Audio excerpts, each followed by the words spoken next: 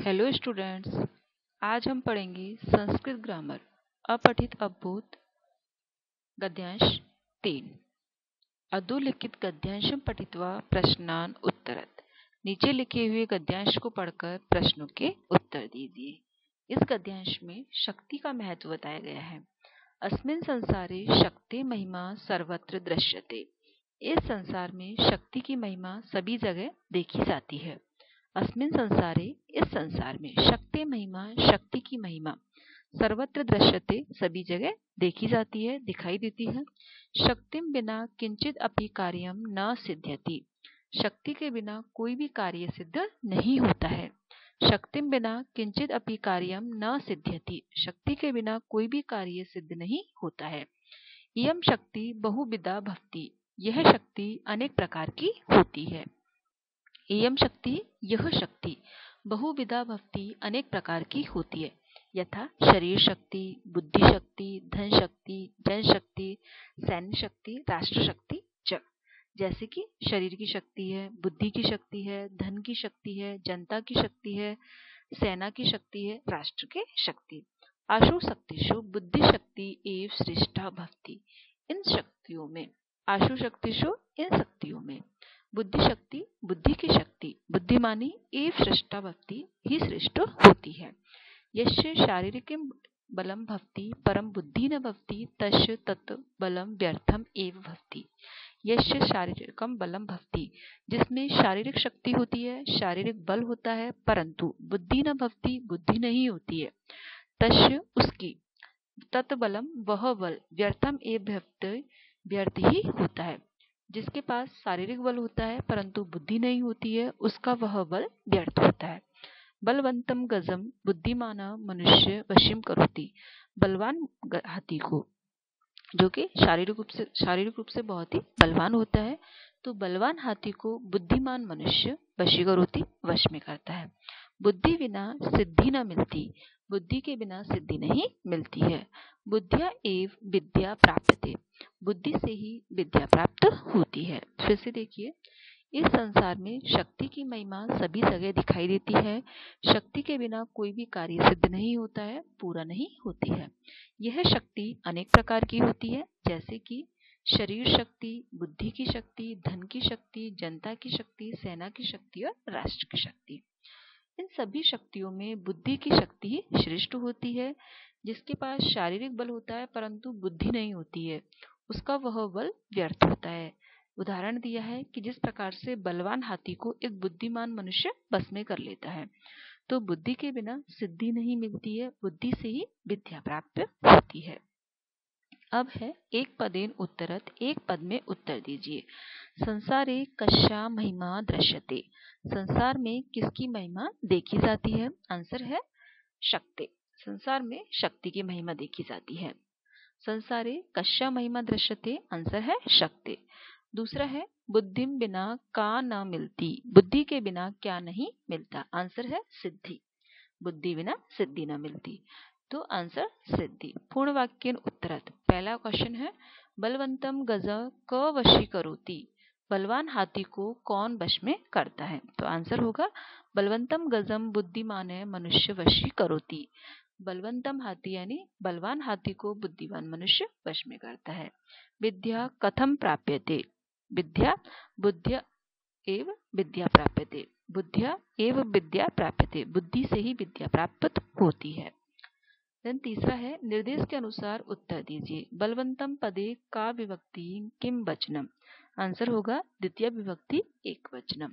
बलवंतम पदे का विभक्ति किम च वचनम। आंसर है द्वितीय विभक्ति एक वचनम। मिलती पदस्य कर्ता क। इसका आंसर होगा सिद्धि। मिलना पद का कर्ता कौन है? तो आंसर है सिद्धि। अब हम पढ़ेंगे गद्यांश नंबर 4। यह पर्यावरण के विषय में बता रहा है। स्वच्छम पर्यावरणम अस्माकं जीवनस्य आधारः अस्ति। स्वच्छ पर्यावरण हमारे जीवन का आधार है। स्वच्छम पर्यावरणम, स्वच्छ पर्यावरण, अस्माकं जीवनस्य, हमारे जीवन का, आधार है, अस्ति, आधार है।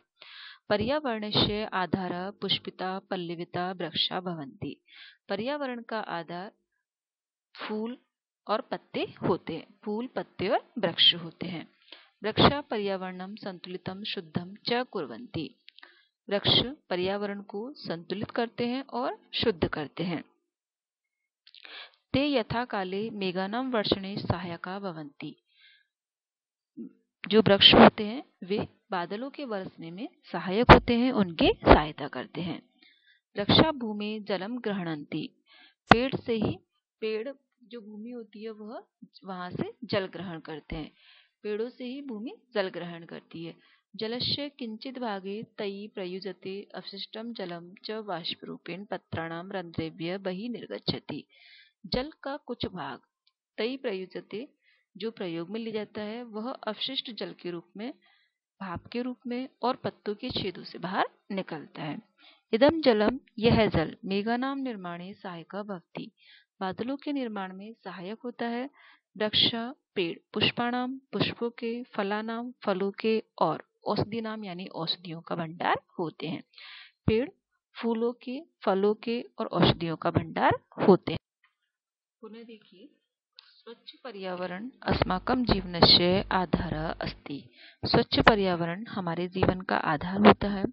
पर्यावरण का आधार खिले हुए पत्तों से युक्त पेड़ होते हैं, फूलों और पत्तों से युक्त पेड़ होते हैं। पेड़ों से ही पर्यावरण संतुलित और शुद्ध होता है, अर्थात जो पेड़ होते हैं वह हमारे पर्यावरण को शुद्ध करते हैं और संतुलित करते हैं। पेड़ ही बादलों के बरसने में सहायक होते हैं। ते यथा काले मेघानां वर्षणे सहायका भवन्ति। पेड़ ही बादलों के बरसने में सहायक होते हैं। वृक्षा भूमि जलम ग्रहणन्ति। पेड़ भूमि से जल ग्रहण करते हैं और जल का कुछ भाग वे प्रयोग में लेते हैं और जो बचा हुआ जल होता है वह भाप के रूप में पत्रों के छेदों से बाहर निकल जाता है और यह जल ही बादलों के निर्माण में सहायक होता है। पेड़ फूलों के, फलों के और औषधियों का भंडार होते हैं। अब है एक पद में उत्तर दीजिए। अस्माकं जीवनस्य आधारः किम। हमारे जीवन का आधार क्या है? आंसर होगा स्वच्छम पर्यावरणम। हमारे जीवन का आधार है स्वच्छ पर्यावरण। वृक्षा कुतः जलम ग्रहणन्ति। पेड़ कहाँ से जल ग्रहण करते हैं? आंसर है भूमि। पेड़ कहाँ से जल ग्रहण करते हैं? आंसर भूमि। ख, पूर्ण वाक्य में उत्तर दीजिए। पर्यावरणस्य आधारः के भवन्ति। पर्यावरण का आधार क्या होते हैं? आंसर है पर्यावरणस्य आधारः पुष्पिता पल्लविता वृक्षा भवन्ति। पर्यावरण का आधार पत्ते और फूलों से लदे हुए वृक्ष होते हैं। फिर है वृक्षा केषाम् आगारः सन्ति। पेड़ किसका भंडार होते हैं? उत्तर है वृक्षा पुष्पाणाम औषधीनां च आगारः, वृक्षा पुष्पाणां फलानां औषधीनां च आगारः सन्ति। पेड़ फूलों के, फलों के और औषधियों का भंडार होते हैं। निर्देश के अनुसार उत्तर दीजिए। अवशिष्टम जलम पदे किम विशेषणम पदम। अवशिष्टम जलम, इसमें विशेषण पद क्या है? विशेषण है अवशिष्ट, बचा हुआ। दूसरा है अशुद्धम इति पदस्य विपरीतार्थकम किम। अशुद्धम, इसका विपरीत पद यानी विलोम शब्द क्या है?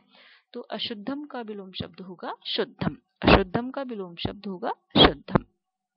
Thank you.